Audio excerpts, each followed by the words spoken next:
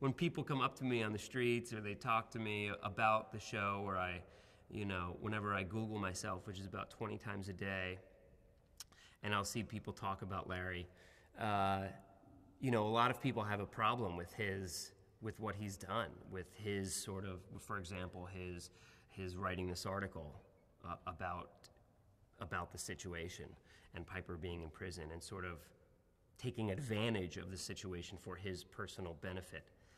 And people get really passionate about that and pissed off about it. And the thing that we shouldn't forget in all of this, and I have a slightly biased opinion, I think, because I've become so close to Larry as a character, but is that he's a victim in all of this. My character is, specifically where he does things that are maybe unlikable, and people get really like, dude, that was messed up. I hate Larry. Man, I hate Larry. Other people still sort of, there are some Team Larry people out there. There's a lot of Team Alexes, but there's a couple Team Larrys. Me, my mom. My wife is actually Team Alex. Are you allowed to be selfish sometimes? That's the bigger question. In a situation like that is extreme, that is something I can't relate to, no one that I know except for the real Larry Smith that I've talked to can relate to, and I say yeah. I say you're allowed to be selfish. My favorite overall, in terms of pure joy that I have gotten from watching this character on screen, has been Pennsatucky. And credit to Taryn, and credit to the writers, and credit to the makeup people. She is awesome. It was pretty sudden. It's interesting because the beauty of Netflix is that they allow it to be a slow build, and they give it ample time to succeed. And I felt like there was a couple different waves, but that first wave was sudden, and it was dramatic, and it was very real and tangible almost immediately.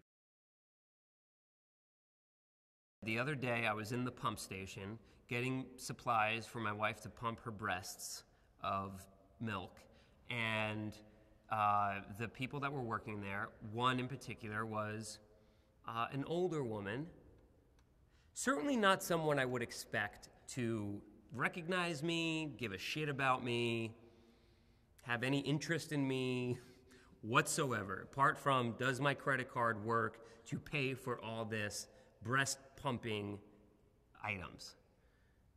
And she came up to me and she was like, when does season 2 start? And I was like, you what? She's like, oh my God, are you kidding? And then like one by one, all of the other employees, by the way, a couple of whom were of an age that I never would have expected someone to talk to me about something I was in, we're all coming out of the woodwork going, yeah. What do you got? Give us some inside scoop. When does Orange come back out? When is it, June? Oh God, I gotta wait till June? I'm like, this is amazing. So yeah, so I stayed in the pump station for like 4 hours.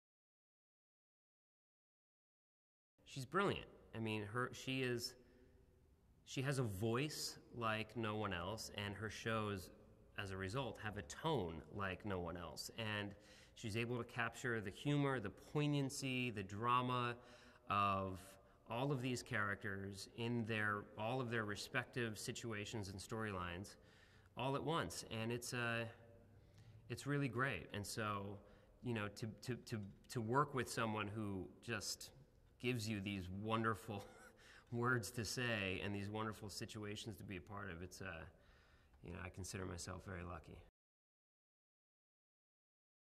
The beauty, again, of Netflix and the fact that people can find this on their own time and sort of spend their weekend marathoning the show or take their time, whatever it is they do, but people have come to it at different times since its release, and so there's been these different waves, but it's been happening the whole time. It didn't happen and then go away, as sort of happens with like a film release or something like that. It's been a really fun experience.